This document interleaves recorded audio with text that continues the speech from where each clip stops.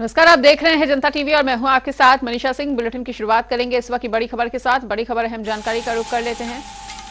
इस वक्त का बड़ा अपडेट आपको बताने जा रहे हैं। सपा कार्यालय में अखिलेश यादव की बैठक चल रही है और एमपी के पदाधिकारियों के साथ ये बैठक होती हुई नजर आ रही है टिकट बंटवारे को लेकर। इस बैठक में बातचीत का सिलसिला लगातार जारी है और फिलहाल 33 टिकटों पर सपा ने अभी तक अपने प्रत्याशी उतारने का मन बनाया है। आज फाइनल होंगे समाजवादी पार्टी के तमाम प्रत्याशी और आपको बता दें कि टिकट बंटवारे को लेकर बातचीत चल रही है। आज फाइनल होंगे समाजवादी पार्टी के टिकट्स। तो 8 सीटों पर सपा चुनाव लड़ेगी, सूत्रों के हवाले से ये भी बड़ी जानकारी। और टिकट बंटवारे को लेकर इस बैठक में बातचीत हो रही है एमपी के पदाधिकारियों के साथ और फिलहाल 33 टिकटों पर सपा प्रत्याशी उतारेगी और आज फाइनल होंगे समाजवादी पार्टी के टिकट। और इसी बड़ी खबर पर अधिक जानकारी के लिए हमारे साथ हमारे सहयोगी अनूप जुड़ चुके हैं। तो अनूप, एमपी के पदाधिकारियों के साथ अखिलेश यादव की बैठक चल रही है और तमाम टिकटों के बंटवारे को लेकर बातचीत चल रही है, क्या कुछ जानकारी? देखिए, समाजवादी पार्टी ने मध्य प्रदेश में 3 सूची की घोषणा कर दी है और तीनों सूचियों के प्रत्याशी अपने मैदान में उतर चुके हैं। बीच में समाजवादी पार्टी और कांग्रेस में मनमुटाव हुआ। दोनों नेताओं की तरफ से बयानबाजियां शुरू हो गई थी। एक दूसरे के प्रति आरोप प्रत्यारोप का दौर चल गया था। अखिलेश यादव ने भी समाजवादी भारतीय कांग्रेस पर तमाम आरोप लगाए थे। ये भी कहा था कि कांग्रेस भारतीय जनता पार्टी से मिली हुई है और इसी वजह से ये पोपो डंडा कर रही है। अब कहीं न कहीं कांग्रेस की तरफ से एक अखिलेश यादव के लिए सूचना आई थी, कल जानकारी मिली थी कि उनसे जल्द ही मुलाकात होगी और आने वाले समय में 2024 का जो लोकसभा चुनाव है उसके लिए गठबंधन बरकरार रहेगा, जिसकी फिलहाल इस सूचना के बाद समाजवादी पार्टी में एक थोड़ी सी हलचल मची थी और अखिलेश यादव ने अपने प्रवक्ताओं को भी निर्देश दिया था कि कोई गठबंधन से जुड़ा कोई मामला ना ही कोई बयानबाजी करे, ना ही कोई सोशल मीडिया पर इस तरीके की कोई प्रतिक्रियाएं दे। तो कुल मिला के उसी को लेकर आज बैठक का समाजवादी पार्टी में है। जो 33 प्रत्याशियों की लिस्ट जारी हो चुकी है, उनमें से उनके साथ साथ क्या और भी प्रत्याशी उतारे जाएंगे या फिर जिस तरीके से जो कांग्रेस का जो बातचीत है उसमें क्या कुछ फाइनल हुआ है, क्या समाजवादी पार्टी अपने सीटों जो सीट फाइनल कर चुकी है प्रत्याशियों को उतारा है उसमें किससे कुछ कम करेगी या कुछ और सीटें कांग्रेस समाजवादी पार्टी को देगी। फिलहाल ये बैठक के बाद ही पता लगेगा, लेकिन ये जानकारी जरूर मिल रही कि मध्य प्रदेश को चुनाव को लेकर एक बड़ी बैठक अखिलेश यादव ने बुलाई है। इस बैठक के बाद जानकारी मिलेगी बैठक में क्या कुछ दिशा निर्देश दिए गए हैं, क्या कुछ फैसले किए गए हैं इस बैठक में। ठीक है अनूप, तो इस तमाम जानकारी को हमारे साथ साझा करने के लिए आपका बहुत बहुत शुक्रिया। उधर सीएम योगी आदित्यनाथ 2 दिवसीय अयोध्या दौरे पर हैं और आपको बता दें कि दौरे के दूसरे दिन मुख्यमंत्री ने मिशन महिला सारथी का शुभारंभ किया है। साथ ही 51 साधारण BS V1 बसों को हरी झंडी भी दिखाई गई और कार्यक्रम को संबोधित करते हुए मुख्यमंत्री ने कहा कि मिशन शक्ति का चौथा चरण पूरा हो चुका है और पीएम की प्रेरणा से योजना आगे बढ़ रही है। साथ ही मुख्यमंत्री ने कहा कि अब बेटियां फाइटर प्लेन तक उड़ा रही हैं। जगतजननी मां भगवती के 8वें रूप के रूप में आज हम महागौरी की पूजा और अनुष्ठान कर रहे हैं और इससे अच्छा उपयुक्त अवसर दूसरा नहीं हो सकता है कि जब महाअष्टमी की स्थिति को मिशन शक्ति के साथ जोड़ करके मिशन महिला सारथी को लॉन्च करने के साथ साथ उन महिला चालक और परिचालक को जिन्हें अब तक ये माना जाता था कि महिलाएं ये काम नहीं कर सकती हैं, वास्तव में दयाशंकर सिंह जी और उनकी पूरी टीम ने करके दिखाया कि 51 जो बसें आज यहाँ पे प्रदेश के अलग अलग जगहों के लिए चलेंगी, उनके चालक भी परिचालक भी महिला होंगी। मैं इसके लिए उनको और उनकी पूरी टीम को हृदय से बधाई देता हूं और इस पूरे अभियान के प्रति अपनी शुभकामनाएं देता हूं। वास्तव में क्या है कि जहां नारी का सम्मान होगा, उनकी गरिमा की रक्षा होगी, वह स्वावलंबी होगी, वह समाज सशक्त होगा, आत्मनिर्भर होगा और सर्वांगीण विकास की बुलंदियों को छूता हुआ दिखाई देगा। सर, मुझे सरकार ने महिला शक्ति को आगे बढ़ाया है, उनका मैं तहे दिल से योगी जी का धन्यवाद करूंगी। उन्हें नारी शक्ति को आगे बढ़ाया है और मैं चाहती हूँ कि जिस तरह हमारे और भी महिलाएं हैं, वो जो घर में लोग बोलते हैं बेटियां घर के अंदर ही रहें, लेकिन नहीं, आज के योगी जी ने इतना आगे बढ़ा दिया है महिलाओं को कि वो बाहर निकल कर कुछ कर रही हैं, अपने पैरों पे खड़ी हो रही हैं। और हम चाहते हैं कि सभी हमारे महिलाएं बहनें जो हैं वो अपने मन से डर निकाल दें और आगे बढ़ें। बहुत अच्छा पहल किया है सरकार ने, हम लोगों को आगे बढ़ने का मौका मिला है। बहुत अच्छा लग रहा है जो हमारे साथ महिला चालक भी रहेंगी। हम प्रचालन तो हम लोग 7 साल हो गया करते हुए, जगह निकाली थी मतलब, लेकिन हम लोग रेगुलर हैं, परमानेंट है, लेकिन महिला अब आई हैं तो बहुत अच्छा लग रहा है। महिलाओं को देख कर हम लोग को और अच्छा लग रहा है। हम लोग तो फिलहाल पहले से ही कर रहे हैं। क्या कहना चाहती है महिलाओं को, जिस तरीके से आपने महिला सशक्तिकरण को देखते हुए मुख्यमंत्री जी अयोध्या से एक नवरत्न की शुरुआत की है, हाँ, तो आप महिलाओं को क्या संदेश देना चाहते हैं? बस आगे अच्छा सा काम हम लोगों को देख कर ही आगे हम लोग भी बढ़ना चाहिए। वैसे महिलाएं बहुत आगे बढ़ चुकी हैं, फिलहाल काफ़ी मतलब हर क्षेत्र में महिलाएं आ गई हैं, इसीलिए हम लोग सोच रहे हैं बस आगे और ये सब काम करना चाहिए। कहाँ से कहाँ जा रही है? ये यहाँ मतलब हम लोग लखनऊ से आए हैं तो लखनऊ जाएंगे, कानपुर। अच्छा, तकरीबन कितनी महिलाएं आप लोग? हम लोग यहाँ पर आए हुए मतलब 16 लोग हैं, 16 चालक, 16 प्रचालक। क्या नाम है? मेरा वीरमती, 4 बाग वीरमती। क्या है? हम प्रचालक हैं, 4 बाग डिपो, लखनऊ।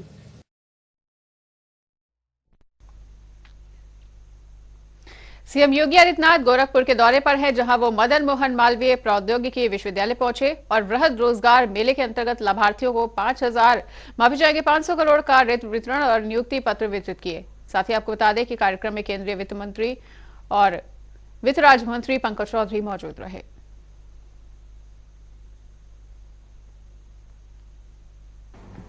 हम सबका हमेशा से एक उद्घोष रहा है कि हर हाथ को काम, हर हाथ को रोजगार, हर हाथ को काम मिले, हर खेत को पानी मिले। यह भारतीय जनता पार्टी प्रारंभ से ही सोचती थी। जब पंडित दीनदयाल उपाध्याय जी ने ये नारा दिया था, तब लोगों को लगता था कि क्या ये संभव है, लेकिन वह प्रधानमंत्री मोदी जी ने 2014 में देश के प्रधानमंत्री बनने के बाद उसको हकीकत में बदलने का कार्य किया है। अनेक ऐसी योजनाएं, भ्रष्टाचार मुक्त व्यवस्था के लिए सबसे पहले जनधन अकाउंट, हर हाथ में स्मार्टफोन आ गया, डीबीटी के माध्यम से धनराशि का हस्तांतरण प्रारंभ हो गया, डिजिटल इंडिया के माध्यम से हर एक गांव को, हर एक व्यक्ति को डिजिटली सक्षम बनाया गया। इससे रोजगार के सृजन हुए। Make in India, startup India, stand up India, PM मुद्रा योजना, और इन योजनाओं को आगे बढ़ाते बढ़ाते आज पीएम विश्वकर्मा तक की इन तमाम योजनाओं को आगे बढ़ाने का कार्य जो प्रधानमंत्री मोदी जी के नेतृत्व में हुआ, इसने आज भारत के युवा को अपने ही देश में नौकरी और रोजगार की ढेर सारी संभावनाओं को आगे बढ़ाया है। आज उसी का परिणाम है कि गोरखपुर में जो एक बृहद रोजगार मेला का आयोजन किया गया है, इसमें 120 प्रतिष्ठित कंपनियां भागीदार बन रही हैं। और मैं तो इस बात को कहता हूं, प्रशासन से भी कहूंगा, व्यावसायिक और टेक्निकल एजुकेशन के साथ साथ कौशल विकास से जुड़े हुए विभागों से भी कहूंगा, श्रम और सेवायोजन विभाग से भी कहूंगा कि जितने भी युवा यहां आए हैं, इन सभी युवाओं को रजिस्ट्रेशन अनिवार्य रूप से करवाइए। और इसी बीच एक बड़ी खबर का रुख कर लेते हैं। बड़ी खबर, बड़ी जानकारी आ रही है इस वक्त के सामने। गोंडा दौरे पर हैं सीएम योगी आदित्यनाथ और मिशन शक्ति कैफे का उद्घाटन भी उनके द्वारा किया जाएगा। 11,000 कन्याओं का पूजन करते हुए नजर आएंगे सीएम योगी। तो गोंडा दौरे पर सीएम योगी आदित्यनाथ, ये इस वक्त की बड़ी खबर, बड़ी जानकारी आपको बता रहे हैं। मिशन शक्ति कैफे का उनके द्वारा उद्घाटन किया जाएगा और साथ ही साथ इस दौरान वो 11,000 कन्याओं का पूजन भी करेंगे। जैसा कि आज अष्टमी का त्योहार है, नवरात्रि में आज 8वां दिन है जहां महागौरी की पूजा की जाती है और इसी के चलते आज कन्याओं के पूजन का भी विधान होता है, कंजकें भी खिलाई जाती हैं। इसी के मद्देनजर 11,000 कन्याओं का पूजन योगी आदित्यनाथ भी करेंगे और मिशन शक्ति कैफे का आज के दिन उनके द्वारा उद्घाटन किया जाएगा।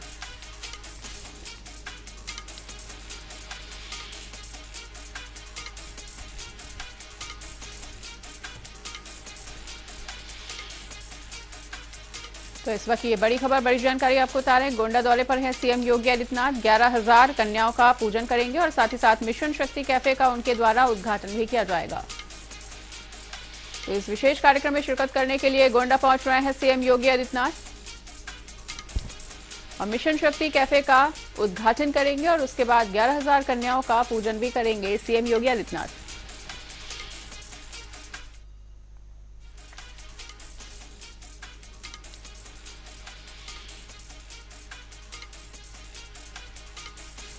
इस वक्त ये बड़ी खबर, बड़ी जानकारी गोंडा से सामने आती हुई, जहां गोंडा दौरे पर हैं सीएम योगी आदित्यनाथ। इस दौरान मिशन शक्ति कैफे का उनके द्वारा उद्घाटन किया जाएगा और 11,000 कन्याओं का पूजन भी करेंगे सीएम योगी। और इसी के साथ अब रुक कर लेते हैं 5 मिनट में 25 बड़ी खबरों का। वाराणसी में श्री काशी विश्वनाथ धाम में राम की शक्ति पूजा का हुआ मंचन। कलाकारों के देव स्वरूपों की हुई पूजा अर्चना, भक्तों का लगा हुआ है तांता। मिर्जापुर में नवरात्रि का आज 8वां दिन, इस दिन मां दुर्गा के 8वें स्वरूप महागौरी की जाती है पूजा अर्चना। मंदिर में भक्तों की लगी है भारी भीड़। बहराइच में भव्य तरीके से आयोजित हुआ कन्या पूजन, जनप्रतिनिधियों की मौजूदगी में संपन्न हुआ भोज समारोह। डीएम ने कन्याओं के पैर पखार कर किया पूजन। आजमगढ़ में आप कार्यकर्ताओं का प्रदर्शन, सांसद संजय सिंह की गिरफ्तारी के खिलाफ हुआ हंगामा। कलेक्टर परिसर में मौजूद कार्यकर्ताओं ने सौंपा ज्ञापन। बाराबंकी में सांसद संजय सिंह की रिहाई के लिए आप कार्यकर्ता पहुंचे दरगाह, रिहाई के लिए मांगी दुआएं। प्रयागराज में तहसील में वृद्ध महिला से कराई गई रजिस्ट्री, अचेतावस्था में दिखी वृद्ध महिला, वीडियो सोशल मीडिया पर वायरल। बांदा में संपूर्ण समाधान दिवस का हुआ आयोजन, कमिश्नर और डीआईजी ने सुनी जनता की फरियादें, निस्तारण करने के लिए अधिकारियों को दिए गए हैं निर्देश।